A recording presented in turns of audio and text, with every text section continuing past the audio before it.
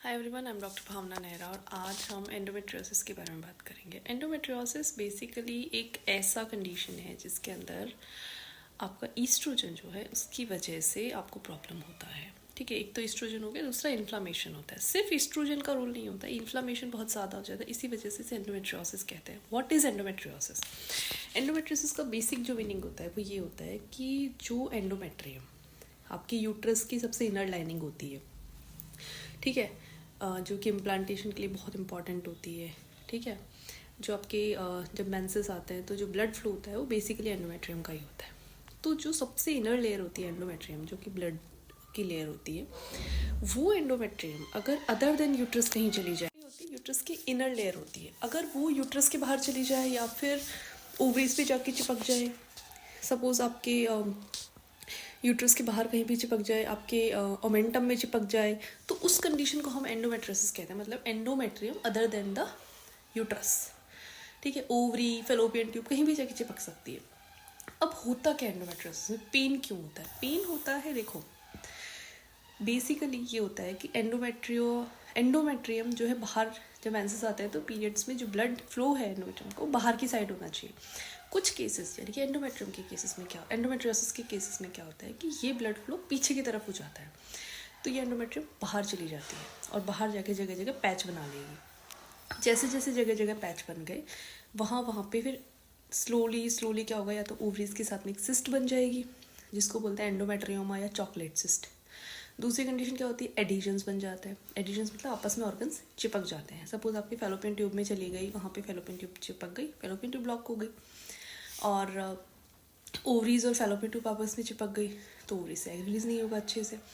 ठीक है, और सपोज आपके यूट्रस और वेजाइना की वॉल से चिपक गई तो आपको जब मेंसेस होंगे तो सीवियर एब्डोमिनल पेन होगा। Severe like pain during menstruation is that severe that you are not able to do your routine work. ठीक है, वो जो अनबियरेबल पेन होता है ना, वो एंडोमेट्रियोसिस में होगा, या तो या फिर पीसीओएस में होगा। मतलब दिस इज समथिंग डिस्मेनोरिया वाली कंडीशन हो जाएगी। ठीक है, अब मुझे क्या कंसर्न है, मेरा क्या कंसर्न है? मेरा मेन जो कंसर्न है ना वो ये है कि आजकल लोग आपसे ये कह रहे हैं, मैंने बहुत सारे इन्फ्लुएंसर्स देखे हैं जो ये प्रॉमिस करते हैं that we will cure your endometriosis by exercise और बाय नेचुरल डाइट। देखो, honest, very honest, your endometriosis can not be cured, right? Because आप बॉडी से एंडोमेट्रियम को नहीं निकाल सकते हो, इट्स इम्पॉसिबल अनटिल अनलेस आपने हिस्टेक्टमी ना करा ली हो, आपके पीरियड्स नहीं आ रहे हो। ठीक है, दूसरी कंडीशन, आप ये कह रहे हो कि हम डाइट मॉडिफिकेशन से आपका एंडोमेट्रियोसिस ठीक कर देंगे। देखो, डाइट मॉडिफिकेशन और exercise it can be supportive, ठीक है, पेन मैनेजमेंट पे सपोर्ट कर सकता है, बट इससे डिजीज़ क्योर नहीं होगी। And this is something you have to understand. अगर आपको एंडोमेट्रियोसिस है तो प्लीज़ एक अच्छे डॉक्टर के पास जाइए जो कि एंडोमेट्रियोसिस स्पेशलिस्ट है, उनको दिखाइए और उनसे ट्रीटमेंट लीजिए। Don't waste your money, don't waste your energy everywhere else. Naturally कुछ नहीं होगा, मैं इसकी गारंटी दे सकती हूँ।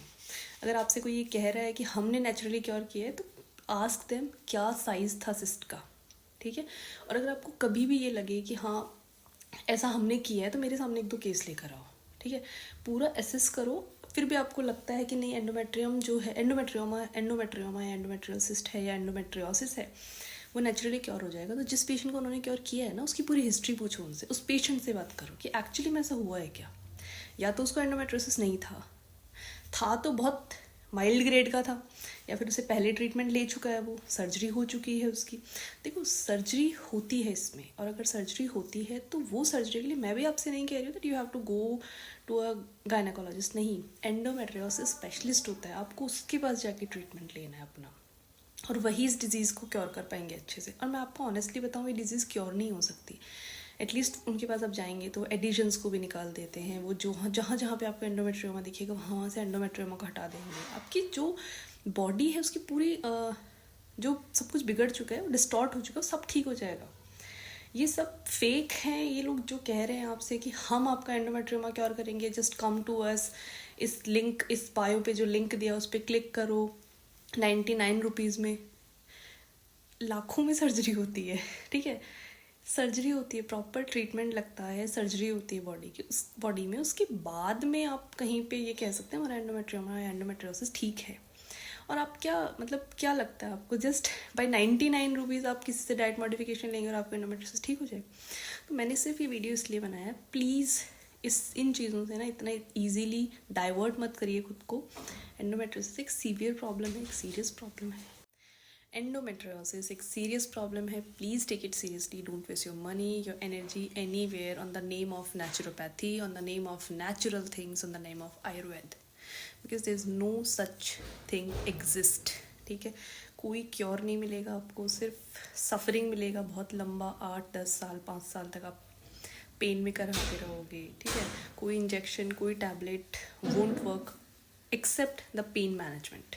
ठीक है, इसका सीधा सीधा इलाज सर्जरी होता है। Please go to a proper gynaecologist जो कि एंडोमेट्रियोसिस स्पेशलिस्ट हैं, and take proper treatment. This is how you can cure your endometriosis. I hope this video helps you a lot about endometriosis.